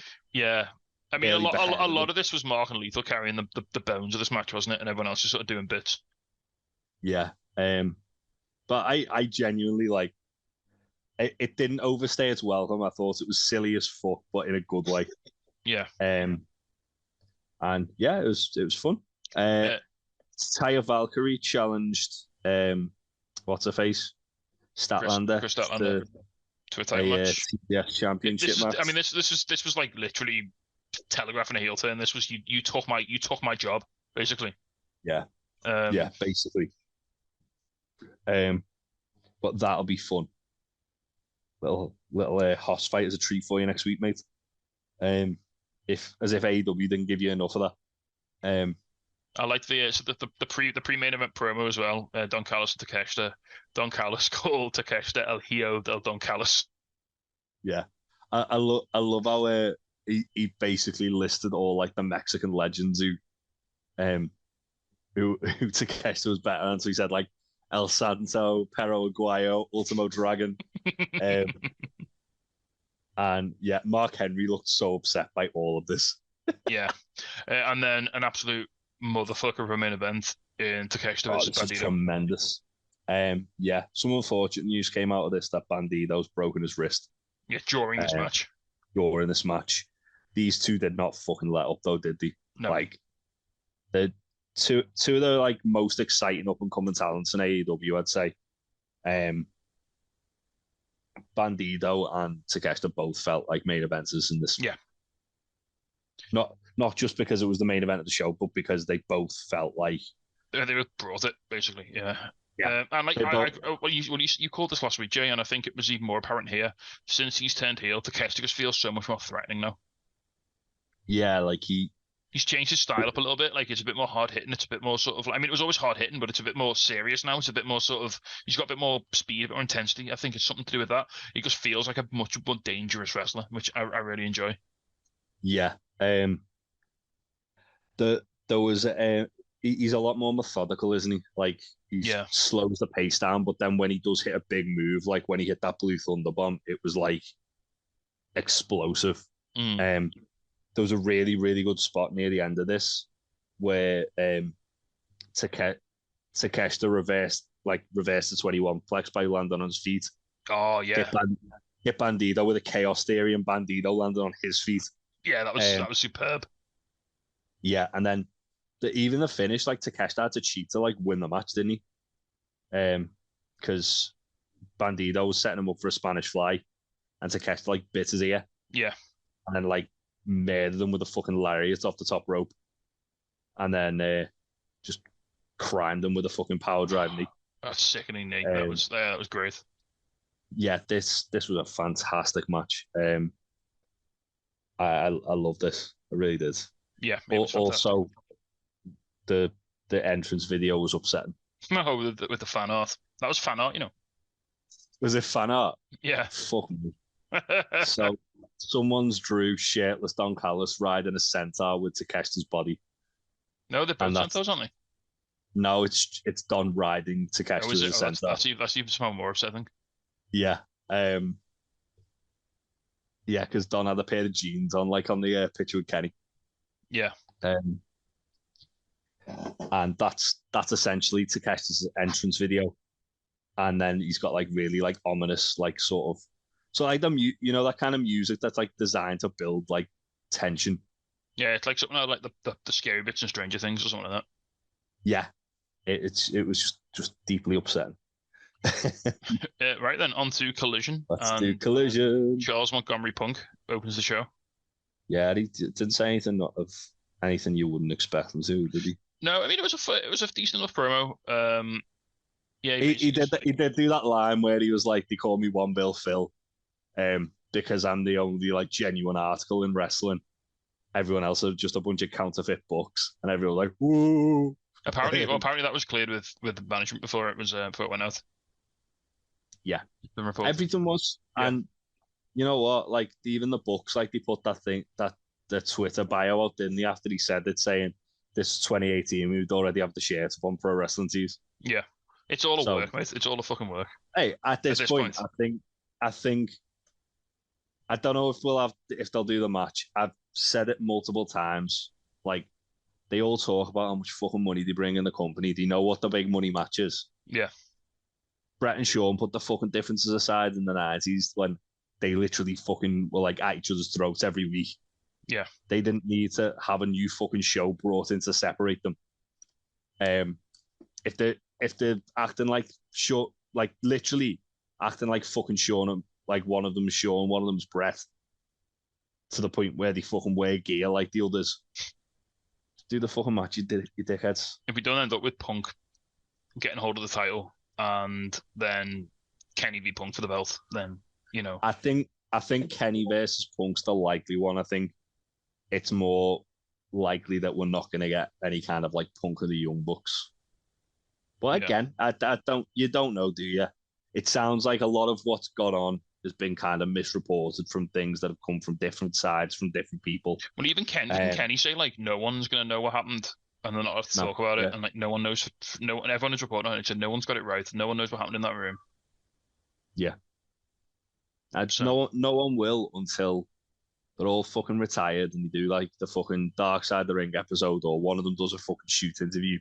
Yeah, and just says, I genuinely would be shocked if we didn't get some kind of iteration of this match. I don't necessarily think it'll be CMFTR versus the Elite, but I think obviously with like the fact that you've got like Kenny and Dax Harwood there as kind of mediators for either side, it's more likely than especially now that like, Dax has been doing a bit of creative as well, hasn't he? He's been helping out. Did you see what Samoa Joe said about it? Where he was just like, it's for those men to decide what they want to do and how they want to do it. I'm not going to force them to, but if it was me, we would have settled those differences already. Yeah. Like, just get them in a room with Joe. No one's going to argue with Samoa Joe. No, let him be the Undertaker. Let him be the locker room leader. Yeah, he's my king of television. That's for damn sure. There was a little "fuck the Elite" chant during Punk's promo as well. Yeah, and then Punk did that little line where he kind of like got choked up laughing at himself. where he's like, for the people who want an apology, it's not my fault that that you're softer than the wrestlers that you love, or something like that, or the wrestlers you love are as soft as you are, or something. Yeah. He said the only thing it's not my fault. The only thing softer than you is your favorite wrestler. Yeah. Like I think at this point though, they're definitely trying to act like it's not going to happen, but it might happen. Yeah, I think where it happens. I think it will happen. Yeah, right, I don't know where they'll do it. They need to do it on neutral ground, don't they? That's the issue. Like the United Kingdom, like All In. I mean, again, that could be the fucking main event of All In. Yeah.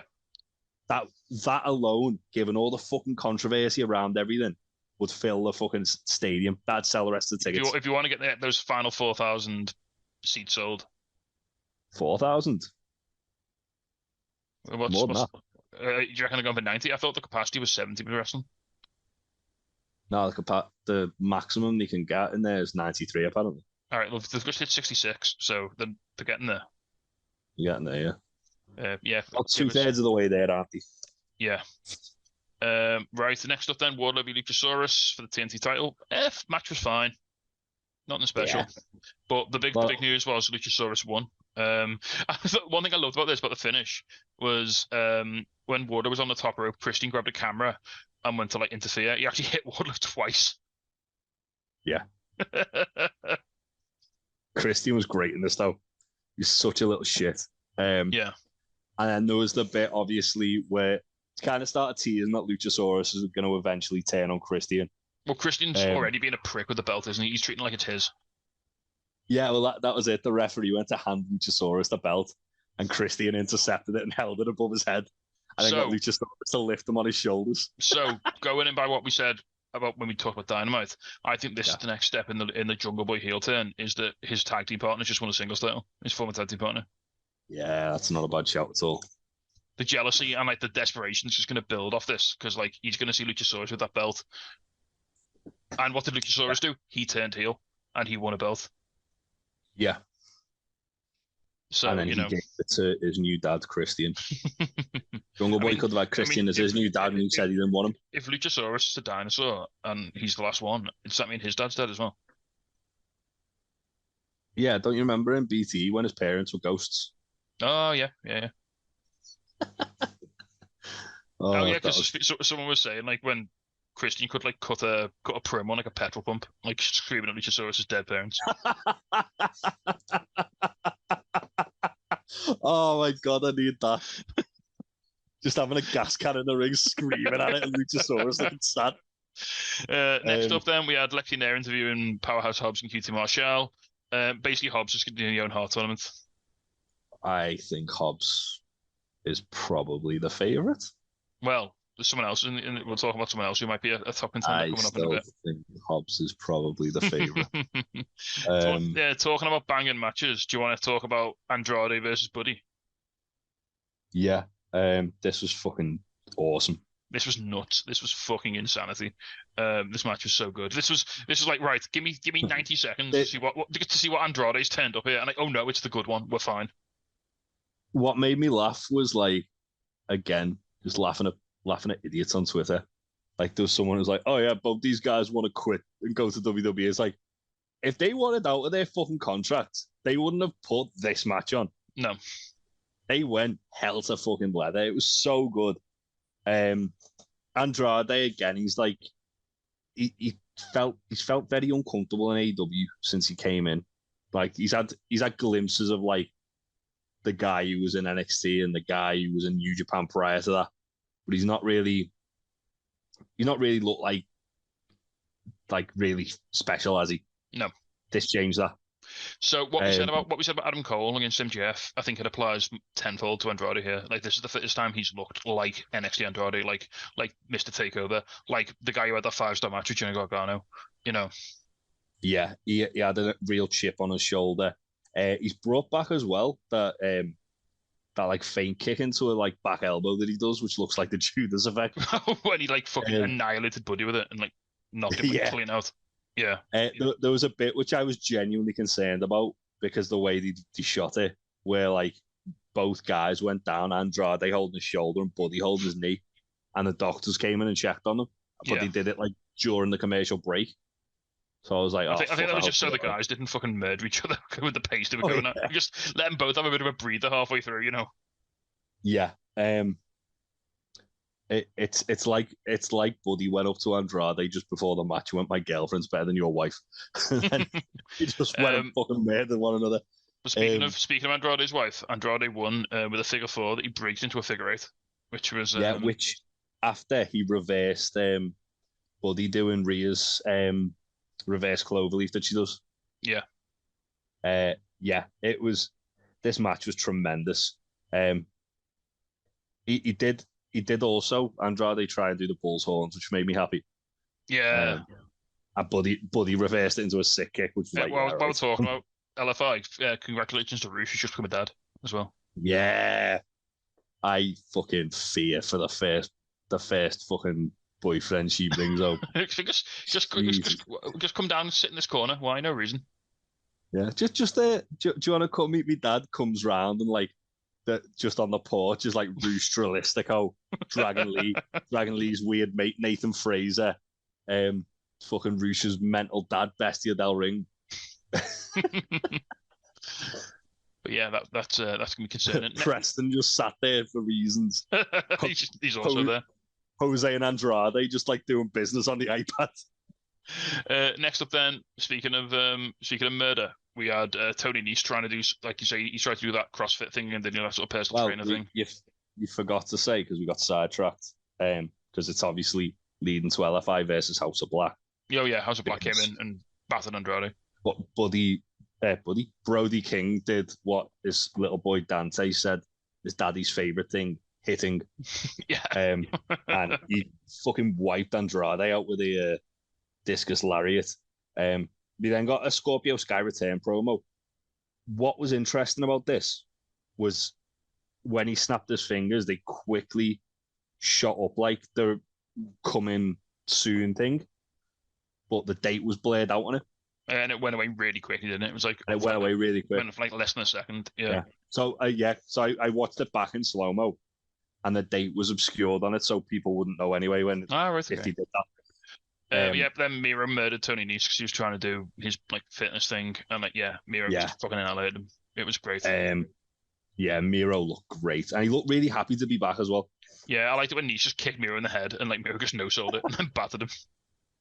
Yeah, I feel like we might have our final for the Owen men's side of things. What, Nese v Hobbs? No, it's not Nese. Miro v Hobbs. Miro versus Hobbs seems like the likely thing, doesn't it? That'd be interesting. Next up, then we had the tag match. Sorry, Tony Storm, Ruby Soho versus Willow and Sky Blue. Sky Blue got the new job here because it was her hometown. Her mum was in the crowd again, which was great. This was really fun. Sky's mum slapped both of the Outcasts, which was really good fun. Then Willow like absolutely punted Ruby into the barricade. Yeah, like that pounce she did as well. Like fucking hell. I feel like this could be leading to Willow versus Tony at Forbidden Door.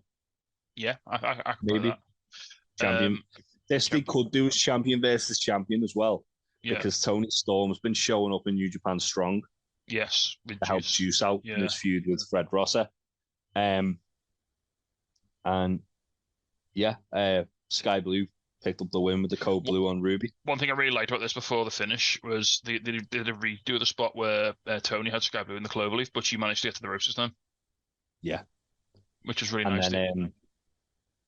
And then they went to do the spray paint, and Willow pushed Tony into Ruby. So she sprayed Ruby, and then So she sprayed Ruby. Then Willow murdered Tony with a Death Valley driver, and Sky Blue hit the code blue on Ruby. Yeah. Oh, it was so good. This was really good fun. I really enjoyed this. Next up, we had Ricky Starks declaring himself as being in the Owen Hart tournament. Yeah, my heart says Ricky's winning this. I mean, the thing is, if you do sticking it to like guys who are like Owen, I think out of everyone who's announced so far, obviously it just being Ricky and Hobbs. Ricky's the more Owen like guy. But if you're just doing it as like a way to kind of like showcase someone and shine a bit of light on them, then Yeah. I think Hobbs is Hobbs and Miro feels like the logical final. You could run me. back. You could run Stubbs and Harks back again if you wanted, and have that as a big sort of big thing. Well, you could do that. Right. Next up, we had some for the wrestling historians. So 46 years to the day, they're going to have of the original. So 46 years ago, they had there was a concession stand brawl in Tupelo, Mississippi, and it sort of was like regarded as one of the first ever proper hardcore matches. And so Jeff Jarrett and Mark Briscoe are going to have another one. 46 Wasn't years it on. Jarrett's dad who booked it as well? Quite possibly, yeah. I'm sure Jarrett said it was his dad that booked it. This was a really good Jarrett promo. I really enjoyed this. Jarrett's awesome, man. Like when he's doing like wrestling history, like this is the type of guy you want to do it, man. I know he's very divisive, and I know a lot of like, especially in our Discord. What's he done wrong in AEW? He's not won any titles. He's not like buried any top stars. Well, on our Discord, he's just like because he beat Effie. Yeah.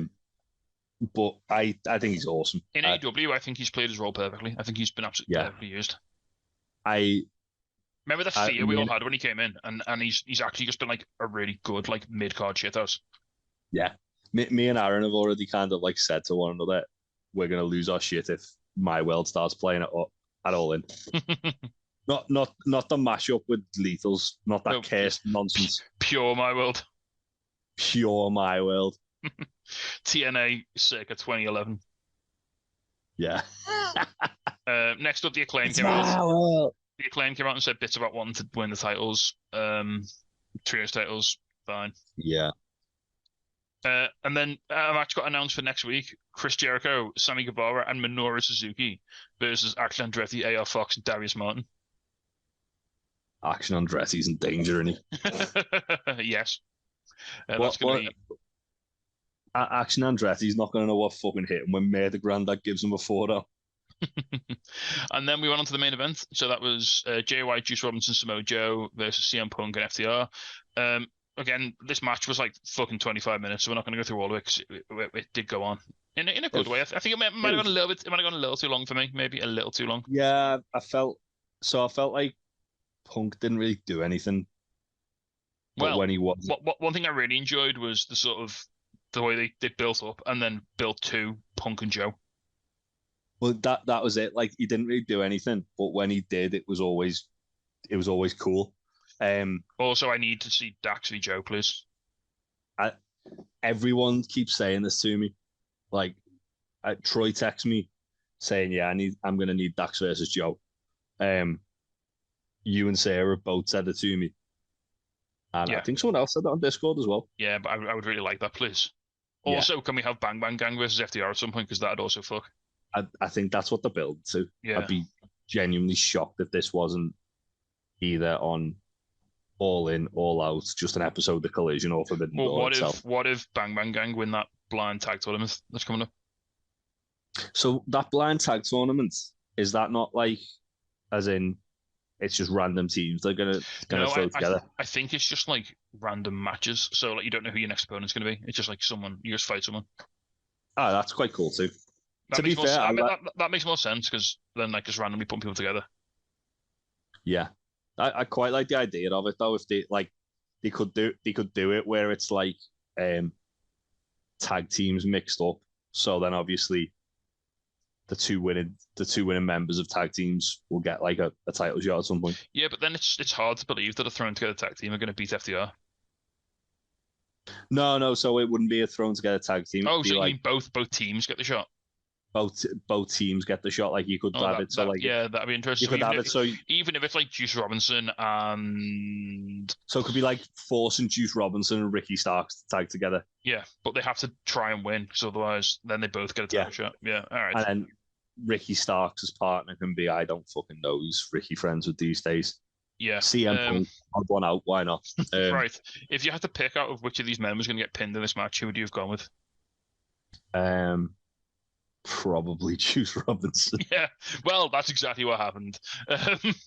Yeah, Juice had the big ring and go to sleep. Yeah. There was a really cool spot. So obviously, like Punk and Joe's first kind of like first time they actually touched, it was literally the opening spot from the trilogy, the first match of the trilogy. With like the headlock where Punk's like got Joe and he's refusing to break the headlock, and Joe's like trying to power him off. And then later in the match as well, there was that bit where Punk and FTR had cleared house, and then Joe, like the fucking harbinger of death, just showing up behind Punk and choked them out. Which made a lot of people happy, I assume. Yeah. There was a weird bit towards the end of the match, right before the finish, when Joe had Punk in the rear naked choke, and Punk was like gasping for life, and both of FTR were trying to get in the ring and they were getting held back. And then Cash broke free, but instead of breaking up the hold, he went and broke Dax free, and then Dax broke up the hold. Yeah, that was odd. I don't know what was going on there. Why didn't Cash just dive on top of Punk and break that up? Like, that made no sense. Momentum, maybe. We had to run past Punk to get to Dax. Yeah, but he broke free of someone. Yeah, I don't know. Well, whatever. It's not a big deal. I'm trying to justify a weird spot. Match was fun. It was fine. Yeah, it was great. Every time Jay White and Dax wrestled was fun. Yeah. Well, just Dax and everyone was really good, especially Joe. The Punk and Joe stuff was cool. I really would be happy if we got that as a singles match soon. What was really weird, I didn't really have much interest in this match as a whole, but within the match there were loads of little like mini feuds that I'm really into. Yeah, so this match was weirdly more than some of its parts. Like on the surface, it was kind of felt a bit thrown together, but then like you said, like Jay White and Dax was cool. Like Joe. Juice had a really good showing in this as well. Yeah, Juice looked great. I think everyone did the job really, really well. I mean, it was big. It was big pressure. It was a big long match, 24 minutes. It was the first main event of Collision ever. You know, it was a big spot. It was Punk's return match. There was a lot on the table here, and I think everyone did really, really well. Yeah, agreed. I think no one came out of it looking bad either. Like as far as like even like the losing team looked good come out of it. Yeah. And yeah, I'm intrigued to see where this goes, if anywhere. Yeah. To know for sure. Right, we were going to do some news, but there isn't really any news, and we've gone a bit late here, so we might just can it and do news next week when there's been more. Yeah, I'll just have a little look, see if there's anything big that's dropped. I will say before we go, we've got Infamous Wrestling on the 24th. I'm going to go into that. I think Faye is as well. So yeah, look forward to that. Really excited about that. That should be good fun. And when's Money in the Bank's week after this? We'll talk about next week. That's fine. Money in the Bank's the week after. Forbidden Door is this week. Oh, it's Sunday, isn't it? Yeah. It's Sunday. We'll probably do predictions. We could do a cheeky little preview show for that over the weekend, maybe, yeah. We'll probably do that on Friday or Saturday and just like rush the edit out of that. Yeah. Because it didn't take me that long to edit the other one when we did that. Nice. Yeah. So just having a look. There doesn't seem to be. No, it's a slow news week. But yeah. I know. What's his name? Drew McIntyre came back to doing like a thing for WWE this week. Not wrestling. Yeah, just appearing. Just an appearance, but he obviously seemed to lose it. Here's one for you from 2 days ago. ECW founder Todd Gordon says Paul Heyman has been lying and will tell the true story about what happened in ECW. Lol. All right. Yeah, there's one for you there. So there is also John Moxley and El Desperado running back the death match, Final Death on the 5th of July. Oh, should we actually? One thing I will run down before we go is Strong Independence Day, New Japan Strong Independence Day, 2-night show. The card's out, so you've got. Is the full card out? Yes, I've got it for you here. Oh, nice. So first off, Junior Heavyweight Tag Team Championship match: TJP and Akira versus Driller and Clark Connors. The exciting encounter Doomsday No DQ match: John Moxley and Homicide versus Despian Jun Kasai. Yes, please. The strong openweight tag team championship match: Hiroki Goto and Yoshihashi. Bishamon versus Alex Coughlin and Gabriel Kidd. Yes, please. Eddie Kingston and Rocky Romero versus Kenta and Gato. Nice. Tom Lawler versus Kasai Fujita. Lance Archer, Alex Zane, and Ryohei Oiwa versus JR Kratos, Jarrell Nelson, and Royce Isaacs. Bad Dude Tito versus the DKC. And then night 2, you've got. I'll go back to that. We'll start at the bottom.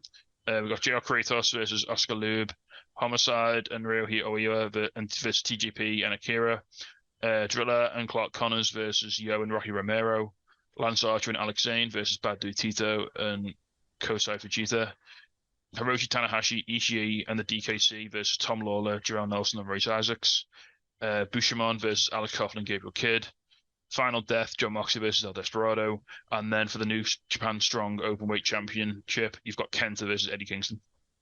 Oof. Kenta has also said that. I mean, we know it's probably happening, isn't it? He said CM Punk versus Kenta is never going to happen because they're not going to give him that bag. I'm assuming. What did Punk come out with? Literally a bag.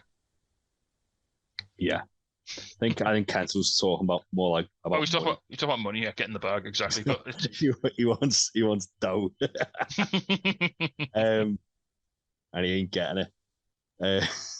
You're telling me Kenta, a man who appeared on a random episode of Dynamite and hit someone with a potato in a hardcore match, is refused to wrestle CM Punk at a pay-per-view?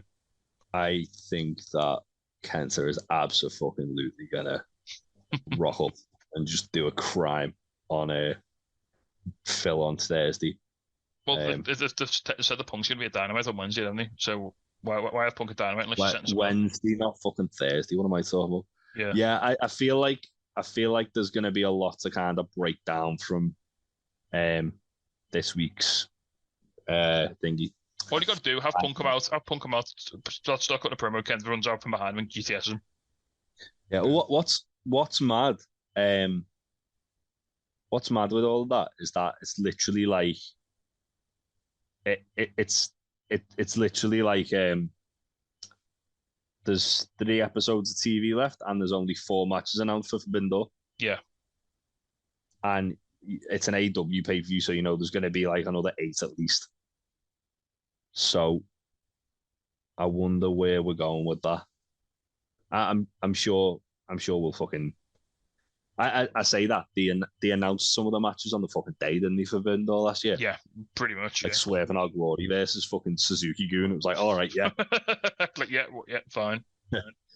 Lads, you don't want to miss the pre-show. Swerve's gonna climb El Desperado. Okay, great. And then I did still miss the pre-show, sadly. So that's going to be it. We've got another packed weekend of wrestling. Well, I don't know how we're going to find enough time to talk about all this. We're going to talk about all the AEW stuff and other wrestling and TNT and Forbidden Door next week. So it's going to be a big one. Yeah. And Infamous. Yeah, there's a couple of little things we got to plug for the channel, haven't we, before we do shoot? Okay. So, all right, I will. fucking do it, then, dickhead. I fucking will do, not bad.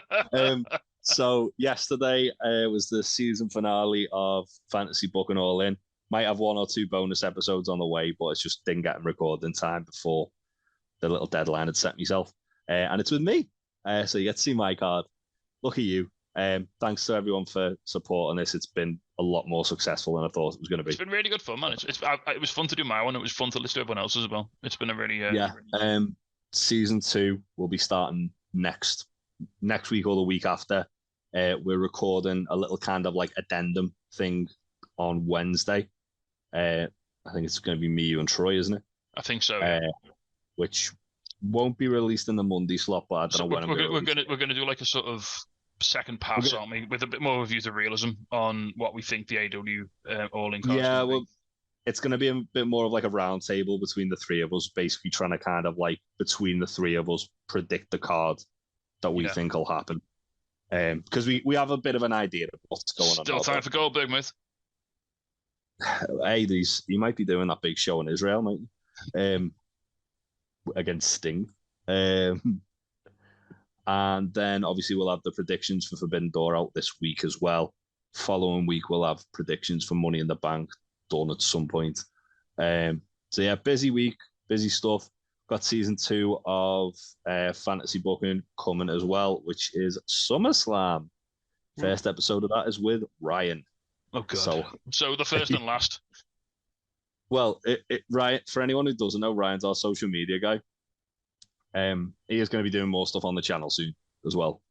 This being the kind of first thing we've properly done with him. Other than, but you had him on the news, didn't you, at one point? To Yeah, do I don't want twice. Yeah. sort of one then. I asked him to plug the social medias, and he didn't know any of them. It's like, I don't know. I was like, oh, you're good, mate. But he did have a list, and he did have a very good card booked. Fair. So yeah, that'll be like a little mini one, and then I'm planning the third one, which is probably going to be bigger than the other two combined. But yeah, that's pretty much everything we've got on the way. I think Aaron's got something lined up for Thursday. If you haven't watched Aaron's last video yet, by the way, and it's still alive because it's been up and down more times than well. Oh shit, yeah. It's me, Aaron, and Sweet Chinwag watching ECW Living Dangerously. It's one of the funniest things I've ever watched. I still haven't seen what he's. I've only seen the first 15 minutes, which he showed me, and I haven't had time to watch it. I'm probably going to watch it after this. I mean, the show itself is just hilarious by itself, but then everyone like you, Dan, Sam, and Aaron's insights just chipping in and just the perfection. Like Sam called me a couple of times and like fucking sent me like some of the things he came out with. Yeah, it was good fun recording it. You'll have to try and get on a TNA one with him. We can do like Victory Road, like the Jeff Hardy one, or like Aaron wants to just like rotate the other person who's doing it with him. So I will absolutely, I will absolutely do some Hogan TNA with you if you want to. Pitch it to him. Right. And obviously we've got free to watch alongs as well. This week's is a match that you'll like, Tasty. It's the Briscoes versus Kings of Wrestling. Oh baby, which one? The one where Papa Briscoe and Shane Haggard don't get involved to set up the 6 month. Oh, nice. Yeah, it's a good one. Yeah, that's a very good one. It's mostly me and Troy watching matches that Troy's never even heard of. Expanded Troy's horizons. Yeah, although Troy did pick out 2 bangers as well in the next coming weeks. Be sure to check all them and check us out on all our social medias and that. Yeah, please do. Right, yeah, we'll see you all next week then for more wrestling. Yeah, there's always more wrestling. Take care, everyone. Goodbye. Bye. Hello, yes, Danhausen here. Danhausen has been summoned. You must love this podcast housing, the Untitled Wrestling Podcast housing.